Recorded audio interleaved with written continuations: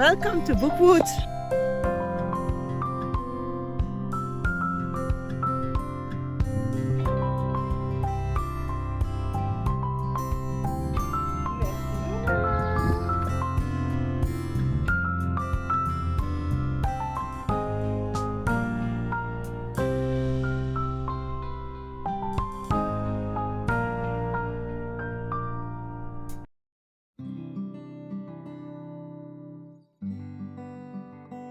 Hi, I'm glad you chose to spend some time with me.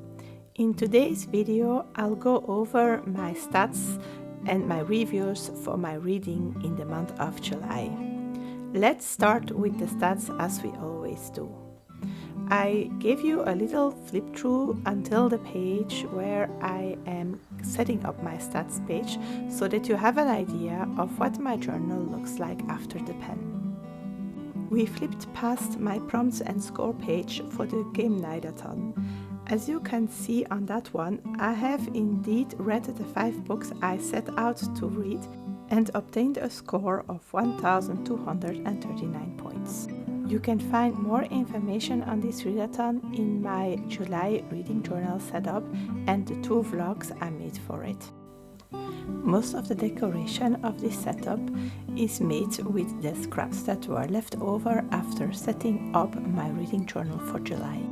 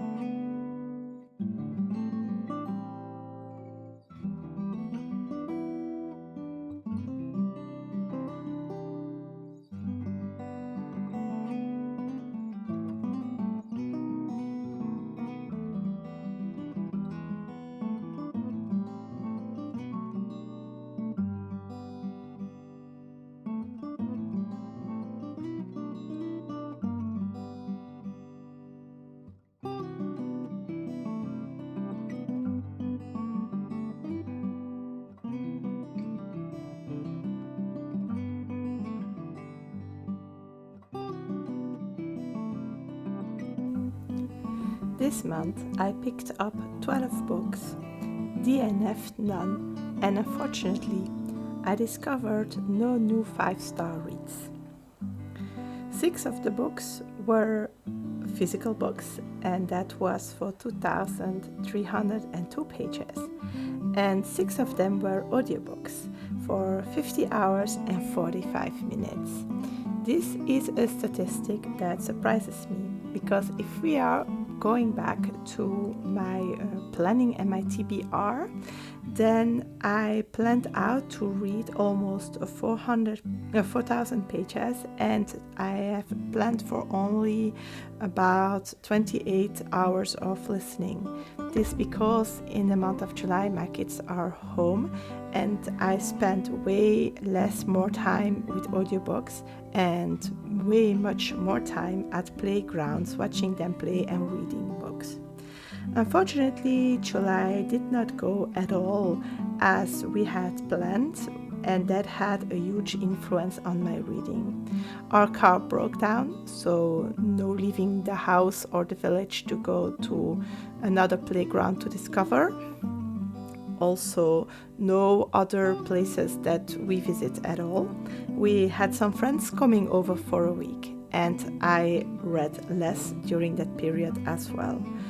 Since we also unfortunately lost the lady that comes to help to clean our house, we had to do it ourselves, and that included much more work for me and so much more time to listen to audiobooks. This is a nice example of how your reading can be highly influenced by the world around you, and I think it has to be said so that nobody feels guilty when not keeping up with reading goals or even keeping up with what people with more reading time like me can read in a month. Of all these books, 1 was a novella and 11 were novels. Not much diversity here. 2 came from Audible and were included in my subscription, and 3 came from Audible and were books I paid for. 1 audiobook came from Audiolib, which is the audiobook library from my library. And all 6 of the physical books were books I had from the library as well. In my genres were quite diverse, but as always, fantasy was the biggest winner, with 5 of the books coming from that genre. I discovered 8 new authors, but I read 12 different ones. 3 of the books that I listened to were in English, and all my other 9 books were in French. I also worked on my series. 6 of the books that I read were somehow part of one. 1 was part of a duology, which makes the total books read for series basically 7, and 5 were standalone books. I started 2 new series, read 3 sequels, and finished 1 series. If you want to know how I am doing on this series tracker of mine, in which I try to keep them under 20 by the end of the year, then you can always find mid-year statistics for that in my previous wrap-up. I switched back to my previous reading journal so that we can fill out the yearly pages in it. I did read a book for my year in Eldia that was Shades of Magic by V E Schwab. So in French it is called Shades of Magic, because while setting up this video I discovered that in English it is Darker Shades of Magic. This was for the prompt for which I needed a book with the word magic in the title.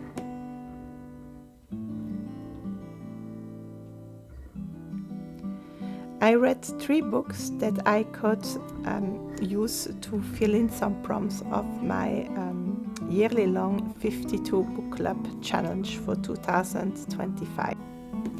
The first prompt is a book that starts with the letter N. I chose to leave out the "de" of the naturals because I haven't found any book that came closer. So for me, it will do. The next prompt is having a moon on the cover. I think that's quite obvious.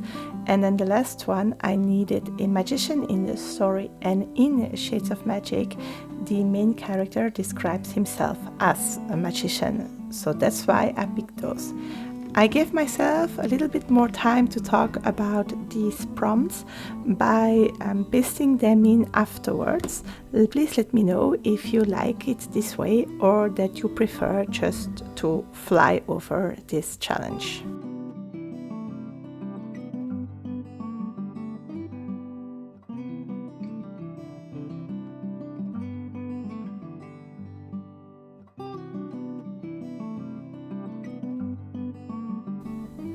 Up to my ABC challenge, I could add in 2 authors for this challenge. That was Terry Fresner with Journal d'un marque-page and Nina Lan with La Tisseuse des Vents.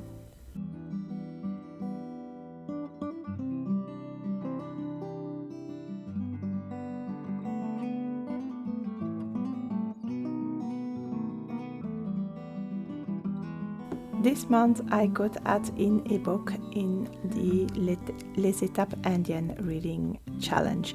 After skipping last month, I was happy to be able to read the 4th book in the Capitaine Windham series by Abir Mukherjee. I really enjoyed this read. More about that in the general reviews. I started my Fitzel book but didn't finish it. Didn't reread anything, added nothing to my Read Me Bingo. And here are the 2 series that I could add to my series tracker.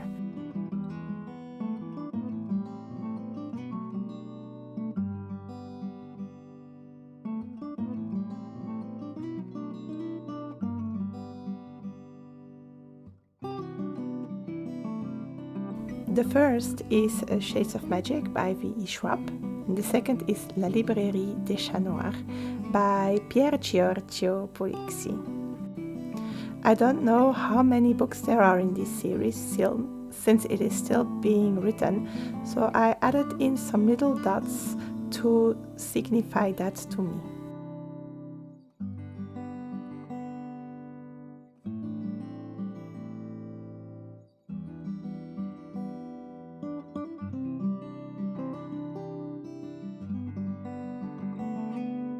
And yuppie, I could finish one. Updating my entry for the Mooney Book Club book from June, since I finished it only at the start of July. More about that later in this video. And we will also be adding the book that I read for the month of July, since that one I did finish in time.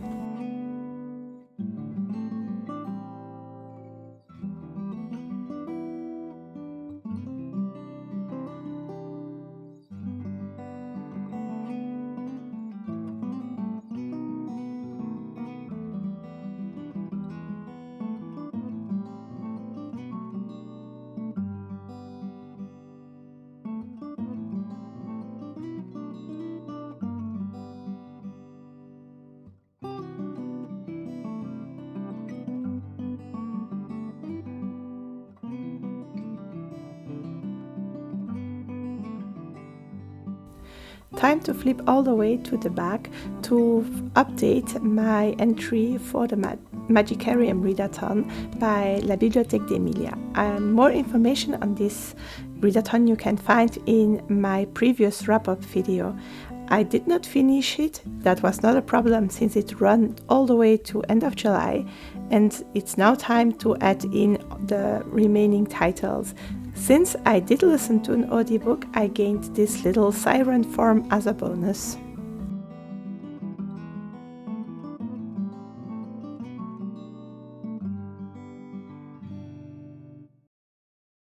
Now it's time to review the books I've read. As you have seen, I have picked up 12 books, but we are only going to discuss 7 of them, since 5 I've already discussed in my vlog videos. In my first vlog, you will find my thoughts on The Sea of Tranquility and Crooked Kingdom, And in my second Game Night Athon vlog, you will find my thoughts and ideas on Journal d'un marque-page, La Librairie des Chats Noirs, and La Tisseuse des Vents.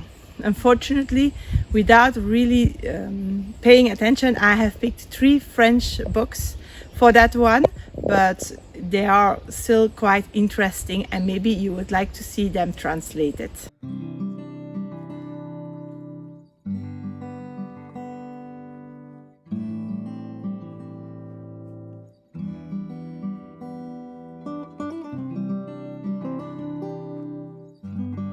The first books I want to talk to you about are the 3 that I used to finish up the Magicarium readathon. If you don't know about what I'm speaking, you can always go and watch back my wrap-up of last month in which I explained this readathon.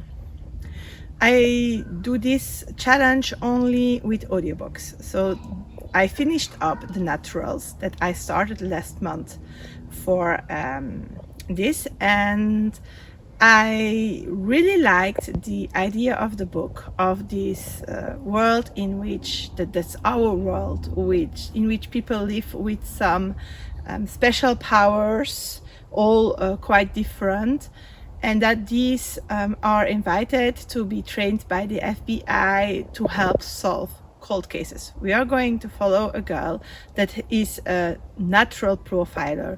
Somehow every time she sees a person, she makes a profile of them in her head, and she is pulled into this program also with the promise to be able to work on the cold case that's her mother's disappearance.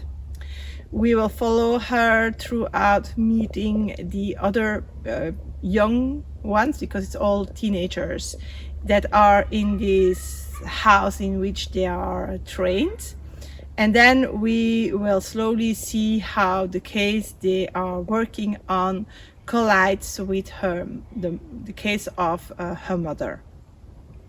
I really like the idea of it, but unfortunately it is too young adult for me. I had huge problems with the very teenaging behavior that we have in the whole middle part. It is made to have us understand the different relationships between those teens, but to me it was just a little bit too much eye-rolling. I will not be continuing this series, but if you are a young adult or you like young adults, then I suggest you have a look at it because the idea is really great.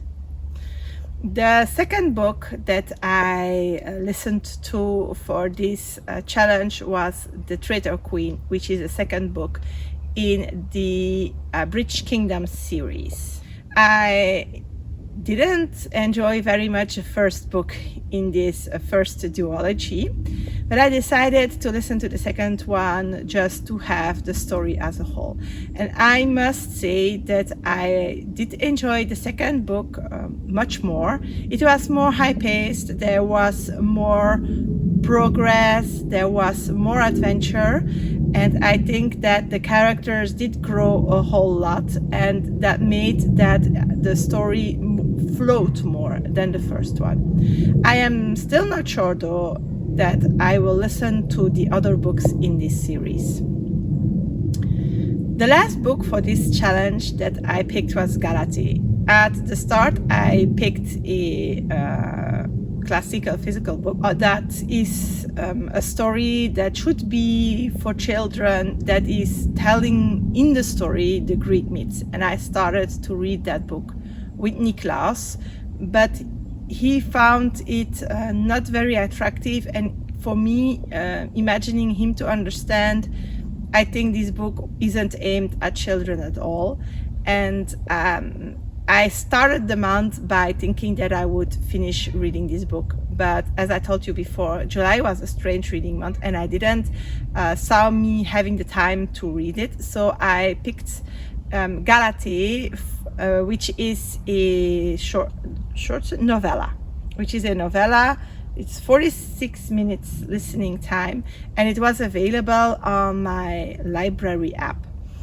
and I decided to listen to that. I went in with caution, since I know that novellas are not my favorite stories, but this one grabbed me in, and after 46 minutes I was like, oh, sad, it's already finished. I loved very much this story. I have no idea what the original Greek myth is, but I did saw it recommended as a good retelling. And we are following this Lady Galatea, which was made as a marble statue, and then by the prayers of her husband, who is a sculptor, became a living being. And we see how this relationship turns to a quite abusive one. And we pick up at a moment that Galatea is in the hospital being treated for whatever shimmery illness they could come up with. And slowly we will learn that how she came to be. We will learn how she ran away with her daughter, what happened. And we feel how her sadness shifts to quite some anger, and we feel that she has decided to do something about this situation. We don't know what that is until the very end, and I'm not going to spoil it to you, since this book is originally written in English, and I recommend you all to go read it.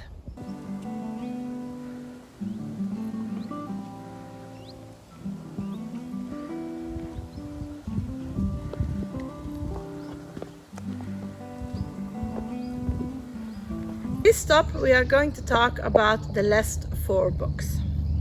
The first book is Shades of Magic. It's by V E Schwab, that I listened to for Adventure in Eldia. This is the first book in a trilogy, so I'm not going to tell you much about it. We have my series update videos for that. In this book we are in a world that is made out of several dimensions, and in each of these dimensions there is only one thing that's the same, and that's the city of London. It is not always called the same, and the way of living is not the same, but the city in itself is fixed on the map. And we will meet a magician that is able to travel through all these different dimensions. We will follow him on one of his trips, where he does something that's basically illegal. He's trading relics from the different worlds to take them back to its own. And even worse happens. His relic gets stolen, which will lead him to meet a girl from another dimension, and together with her go look for what this stone that he traded is, and set on a quest to do the right thing for it. I feel very much that this is a first book. I don't really feel like most ends are tied, like happens often in modern fantasy trilogies. So I am very much looking forward to read the second book in August to find out how things continue. Another book that I've read is Le Soleil Rouge de la Sam, which is the 4th book in the Captain Windham series. I will put the English title somewhere on the screen. It's by Abir Mukherjee, and in this book we continue following the adventures of Captain Sam Windham, who is an inspector of the British police in India in the 1920s, when they still are colonizing this country. In this one we follow Captain Sam Windham during a trip to the Assam, which is a very northern region of India, near the Himalayas and near Bengal. And he goes there because he wants to get rid of his opium addiction. A murder will happen, and we will try to solve it, of course, but we will do that with a lot of flashbacks to 1905, when he still lived in London and just joined the police, because it will turn out that one of the cases that he investigated in that time is linked or even collides with the one that we are on now.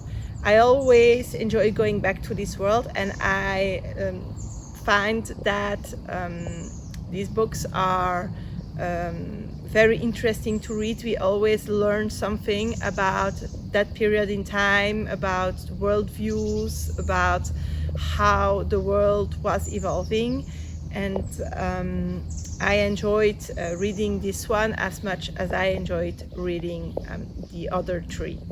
We have still 2 books to go in this series, so we are not done with it yet, but if you would like to join in reading them and you like a good crime novel, then I advise this series to you.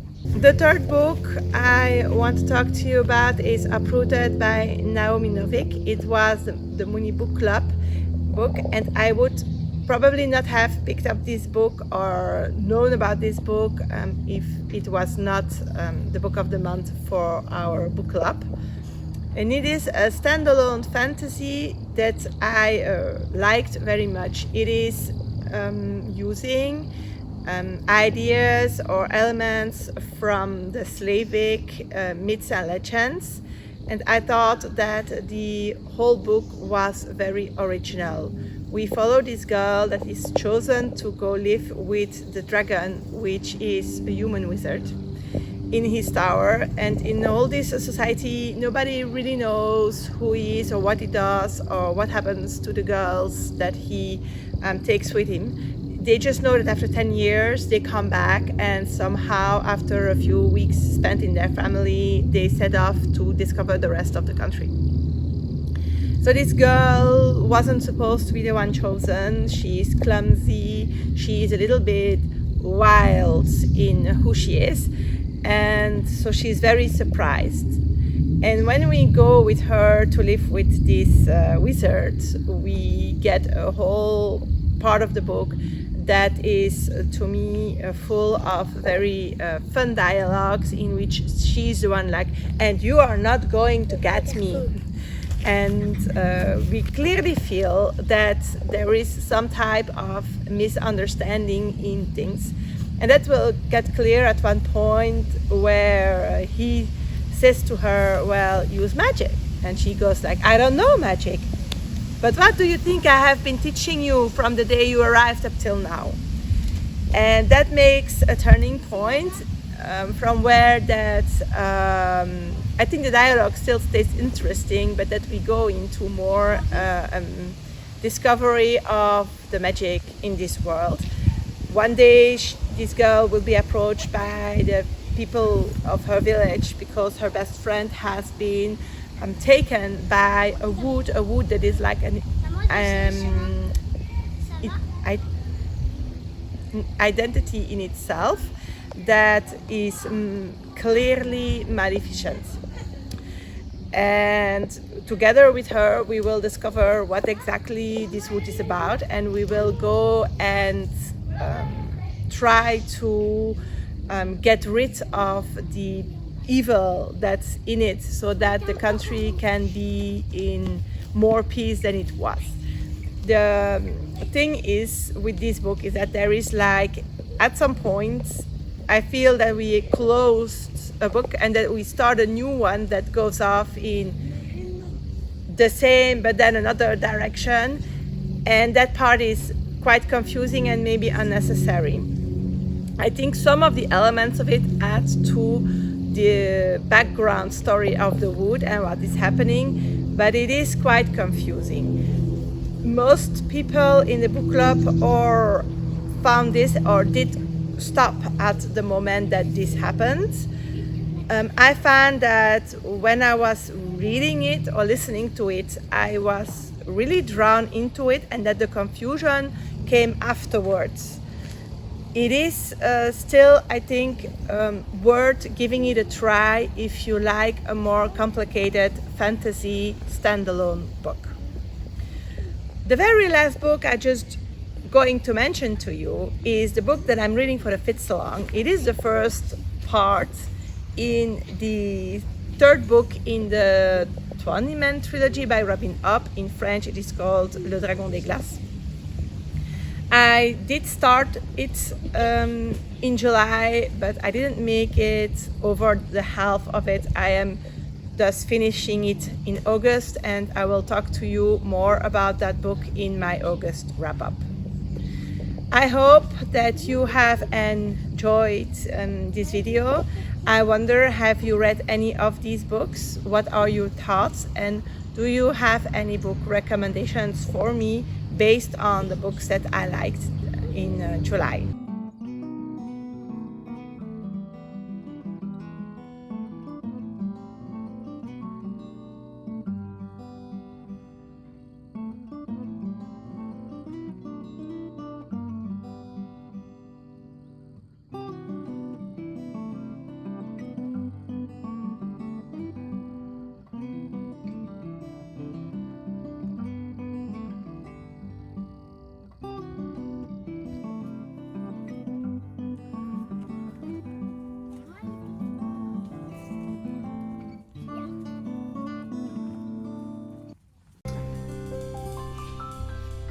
See you soon!